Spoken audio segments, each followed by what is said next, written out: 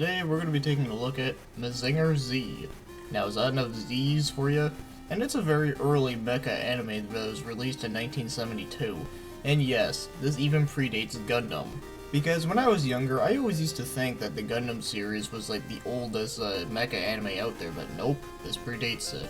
And I'm pretty sure there are other ones that do predate it as well, but I think we'll just talk about this one for now. So the story begins with the main character, Koji Kabuto, who is hot-headed and very confident to the point of arrogance, and he can also be reckless at times too.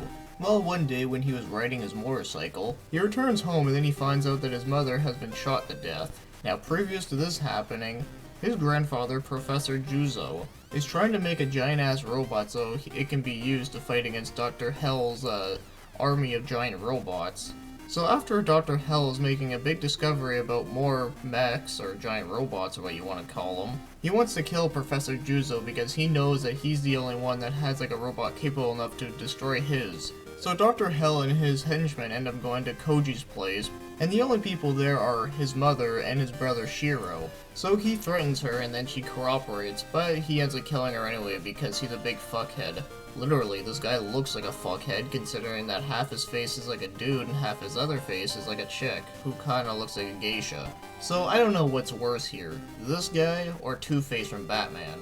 So anyways, this is right to the point where I've already explained. So Koji and his brother end up trying to go to Juzo's place, but then it gets blown up. But thankfully, he is underneath like the whole thing so he didn't die, but he did get a bunch of things like covered all over him. So he'll end up dying shortly, which is a bit sad. Mainly because these two guys are just not having a good day whatsoever. So Professor Juzo ends up telling him that he has this giant robot named Mazinger Z, and of course he tells him how to use it, or at least how to get in and out of it, but he ends up having to learn everything else on his own because the professor ends up dying. So after getting into the giant mech, he ends up like almost killing his brother, until someone with a giant pink robot came out of nowhere and saved him, and the person driving that one happened to be named Sayaka Yumi. And she's a bit tomboyish and very straightforward. And one thing that really makes me laugh is that she always ends up hitting Koji whenever he says something very sexist like, go back to the kitchen. Literally, he actually says this. And one last thing I'll have to say about her is that it was actually kind of interesting that she made a cameo in the show Devilman, which was created by the same people. And I happened to do a review of that one last year, and now that I think about it, I actually kind of remember that. So she ends up taking them back to the base, which is run by Professor Yumi, who is obviously the father of Sayaka. And Yumi knows a lot of things about Dr. Hell and the boss. And he tells them a little bit of backstory about many years ago that Dr. Hell have discovered some robots that were run like many years ago. But these ones are not huge robots, they kinda look like Trojans. And he ends up killing everyone on his excavation team because, well, like I've already said before, he's a giant fuckhead. So after explaining that, Dr. Hell ends up letting loose his giant robots into the city and ends up destroying everything. This is where some parts of the anime kind of remind me of a Godzilla film, which, nothing wrong with that because I think that's kind of awesome.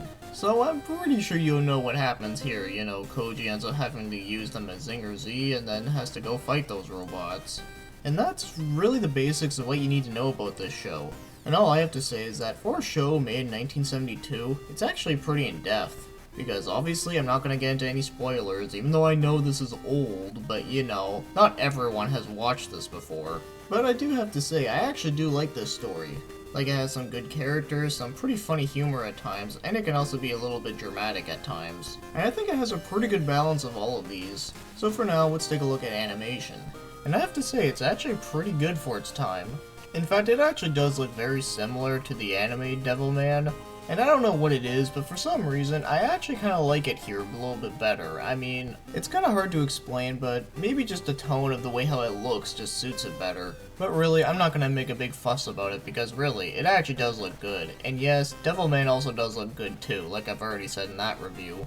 Now, as for the voice acting, well, this show is only in Japanese, but there is an English version of the show, but it has a different name. But that show is called Trenzor Z, but I just wanted to take a look at the original just because, well, I just felt like being original. So I think you know the drill already, is that whenever I talk about an anime that is only in Japanese, I don't really talk about the voice acting, mainly because I don't speak Japanese.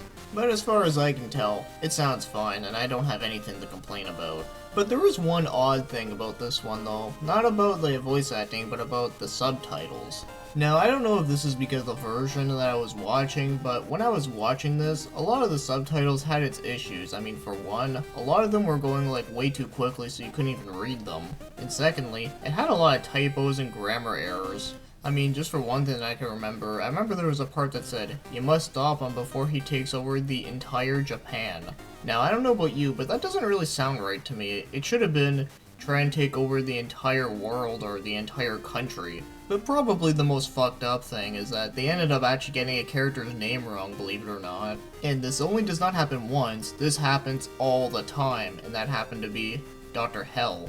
Whenever they say his name, the subtitle will say Dr. Hill, because the way how the Japanese voice actors pronounce it, it almost sounds like he says Dr. Hill. So when I was first watching this, I was actually thinking like, wait, is his name actually Dr. Hill? But then after looking up some more information about it, after watching this, I was like, oh wow, it's actually Dr. Hell. Wow, they fucked it up that many times? Now, I don't know if this is official translating or not, but all I have to say is that it's pretty damn lazy as fuck. So I don't know if I can really mark that off as like being a downside to the anime, because like I said, it could have just been the version I was watching. But I still felt the need of actually mentioning it here because I just thought it was fucking weird.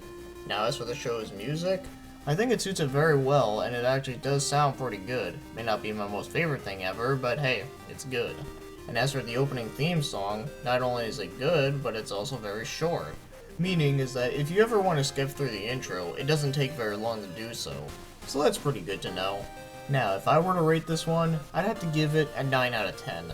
I must say, the show is actually pretty damn awesome, and not only that, but it's also very impressive for its time.